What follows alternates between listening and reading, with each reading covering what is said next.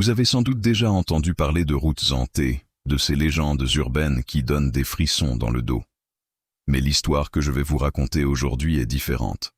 Elle ne parle pas seulement de fantômes, mais de la douleur infinie d'une mère, une douleur si puissante qu'elle a imprégné l'asphalte d'une route pour l'éternité. C'est l'histoire tragique de la route maudite, un lieu où le chagrin a engendré une malédiction implacable.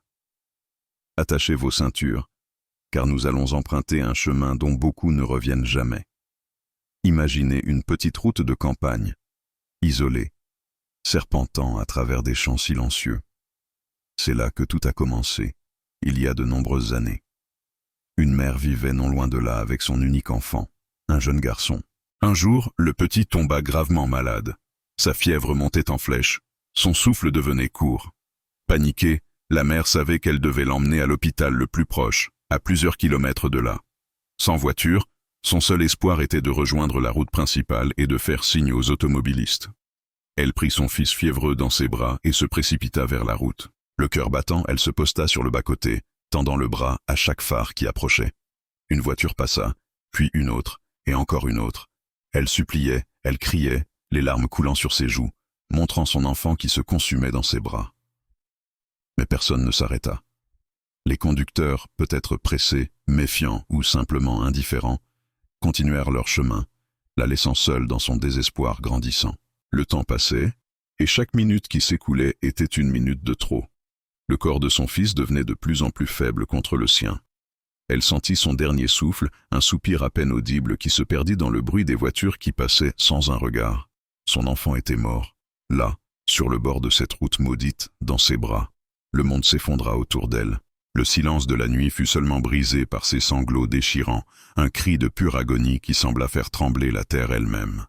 Complètement anéantie, consumée par une douleur que nul ne peut imaginer, elle prit une décision.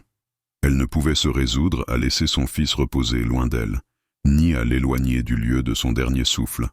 Avec ses mains nues, elle creusa la terre dure du bas-côté. Toute la nuit, elle creusa, jusqu'à ce que ses doigts soient en sang.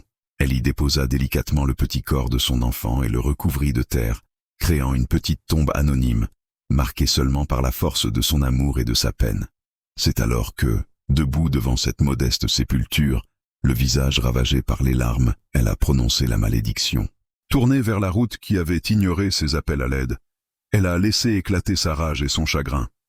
D'une voix brisée mais chargée d'une force surnaturelle, elle a maudit chaque conducteur qui oserait passer à cet endroit, chaque âme insensible qui roulerait sur la tombe de son fils sans savoir, sans se soucier de la tragédie qui s'y était jouée.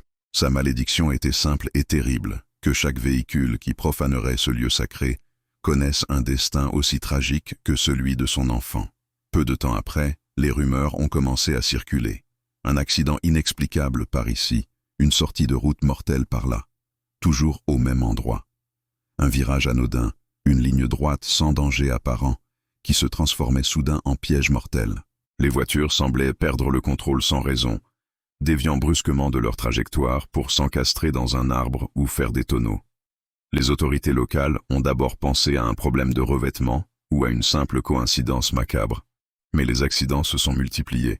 Les témoignages des survivants, rares et souvent confus, parlaient tous d'une sensation étrange. Certains ont décrit une soudaine panne mécanique, d'autres un froid glacial envahissant l'habitacle, ou encore une force invisible qui aurait tiré leur volant. Les plus terrifiants racontent avoir vu une forme sombre sur le bord de la route, une silhouette qui semblait les regarder passer juste avant qu'ils ne perdent le contrôle. La route, autrefois banale, était devenue un cimetière à ciel ouvert. La légende était née. Les anciens du coin se sont souvenus de l'histoire de cette mère et de son enfant. Ils ont fait le lien entre la série noire d'accidents et la tombe oubliée sur le bas-côté. On raconte que l'esprit de la mère, consumé par le chagrin et la vengeance, erre encore le long de cette route. Elle veillerait sur la tombe de son fils, s'assurant que sa malédiction ne soit jamais oubliée et que sa douleur soit partagée par ceux qui ont ignoré la sienne. Les plus courageux ou les plus sceptiques, qui osent encore emprunter cette route la nuit, rapportent des phénomènes encore plus troublants. Des apparitions fugaces dans les phares, une femme en pleurs, vêtue de haillons, tenant un petit paquet dans ses bras. Elle se tient sur le bord de la route, immobile, son visage une expression de tristesse éternelle. Certains jurent l'avoir entendu pleurer, des sanglots qui transpercent le silence et vous glacent le sang. D'autres automobilistes ont rapporté que leur radio se mettait soudainement à grésiller, laissant place à ce qui ressemble à une berceuse triste, chantée par une voix de femme éplorée. Aujourd'hui, cette portion de route est souvent déserte. Beaucoup préfèrent faire un long détour plutôt que de tenter le diable. Est-ce une simple légende, née d'une série de coïncidences tragiques et nourrie par la peur collective? Ou bien la douleur d'une mère a-t-elle réellement pu imprégner un lieu au point de le maudire pour l'éternité? Personne ne peut le dire avec certitude. Mais une chose est sûre, si jamais vous vous retrouvez sur une route sombre et isolée, et que vous apercevez une femme en détresse sur le bas-côté, peut-être réfléchirez-vous à 2 fois avant de continuer votre chemin. Car derrière chaque légende se cache souvent une part de vérité. Et la douleur humaine est parfois la force la plus puissante et la plus effrayante de toutes. Merci d'avoir écouté cette histoire jusqu'au bout. Si ce genre de récit vous plaît, n'oubliez pas de liker la vidéo, de vous abonner à la chaîne et d'activer la cloche pour ne rien manquer de nos prochaines explorations dans le monde du mystère et du paranormal. Et vous, croyez-vous aux malédictions? Dites-le moi dans les commentaires. À très bientôt pour une nouvelle histoire.